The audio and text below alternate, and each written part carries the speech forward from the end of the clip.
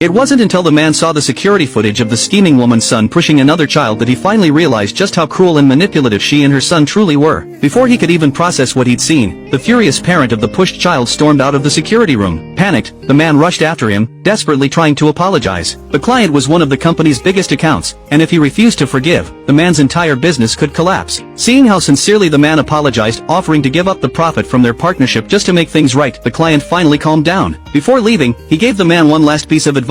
A good wife can make or break a business. Choose wisely. Those words hit the man hard. If his wife had been here today, she would have handled things perfectly. In fact, this whole mess might not have even happened in the first place. But the scheming woman and her son were still upset. They sneered at the client, mocking him for having no class. The man looked at them in disbelief. Then it hit him. He remembered a similar incident from before, when the scheming woman's son had accused his own son of the same thing. And now he realized the kid had used the exact same words both times. That was no coincidence. It had been a setup. The man turned to the boy and asked sharply, "Did you lie back then too?" Panicked, the woman rushed over and pulled them apart. Instead of answering the question, she deflected, blaming the man for never letting his biological son call him dad. She snapped that if he had, she and her son wouldn't have had to take over the role. Right in front of him, she even began insulting his real son. The boy looked up at the man with teary eyes, begging for forgiveness. "That man didn't even say anything to me. Please don't be mad." The man couldn't take it anymore. He turned to leave. But the spoiled boy wasn't done. He threw a tantrum, demanding the man take him shopping for new toys. All the other kids' dads buy them toys, he whined. The man's patience finally snapped. The comparison, the entitlement, it disgusted him. He yanked his hand away from the boy and said coldly, "Don't ever call me dad again." And with that, he walked away without looking back. Once his anger cooled, guilt started to creep in. He realized how long it had been since he last reached out to his wife and son. He pulled out his phone to send his son a message, just a simple check-in. But to his surprise, he was already blocked. Still unwilling to reflect on his own actions, he immediately assumed it was his wife's doing. She must have told their son to cut him off. He called his assistant and asked if his wife or son had come by the office recently. But the assistant reminded him, he was the one who had banned them from visiting. That's when it all came rushing back. Every time something went wrong at work, he'd taken it out on them. Worst of all, he had pushed them aside for a manipulative woman and her selfish child. Overwhelmed by guilt, he decided to make amends. He picked out a toy at the mall, assuming that a small gesture would be enough, that his son would come running back the moment he saw it. He waited outside his son's school, hopeful. But as the afternoon dragged on, one by one, all the kids were picked up, except his son. He never showed up. Eventually, a teacher came outside and asked who he was waiting for. "My son," he said. The teacher looked confused. "Your son? He transferred to another school a while ago." The man froze. The teacher frowned.